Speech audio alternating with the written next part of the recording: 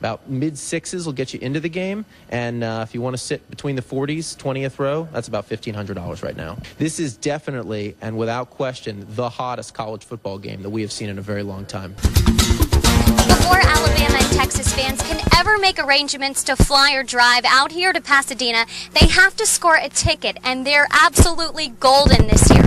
Brendan Ross is CEO of a ticketing company, RazorGator.com. Tell me a little bit about what the climate has been this year for scoring these tickets. Well, this is a really exciting game, as you know. For us, probably one of the biggest college football games of all time.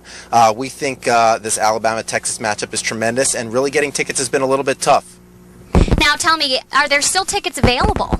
There are some tickets available. Getting in will put you in the upper level corner end zones. Those will run around $600. And for those prime seats right between the 40s, about 20 rows up, that'll be around $1,500. $1,500, people. And so people do. You know, it's been a long time since Alabama was here. Last time I think Alabama was #1, 1992, and that was kind of a vote-in. So this is Alabama's turn to take it and win it. And do you think they will? Well, I think Alabama has a real shot here. They have a Heisman Trophy winner versus a Heisman Trophy runner-up.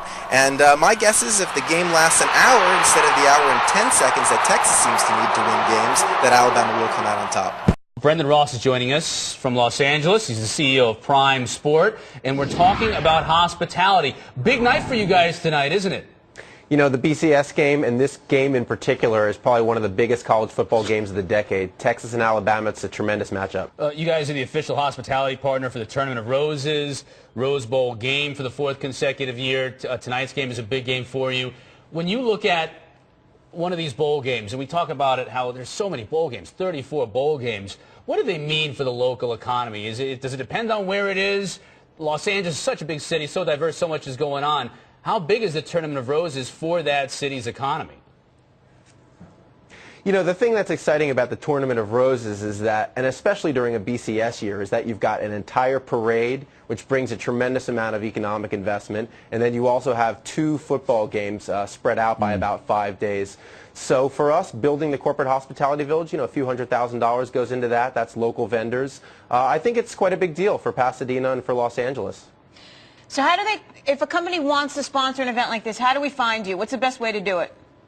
Yeah, people generally go to Prime Sport, and that's where they find us. You know, we kind of think of our business as a couple of different pieces. When people think about corporate hospitality, they often don't put it in the same sentence as advertising and marketing. But for a business that has a relatively small number of big relationships, corporate hospitality is generally more effective for them. You know, there's really, you think about it, it's 70 degrees in Pasadena today. So, you know, where would you like to go after you're done watching this show? Would it be to pick up your VIP parking pass, head down to the Rose Bowl, spend a few hours having cocktails with your biggest vendor who invited you to the BCS game?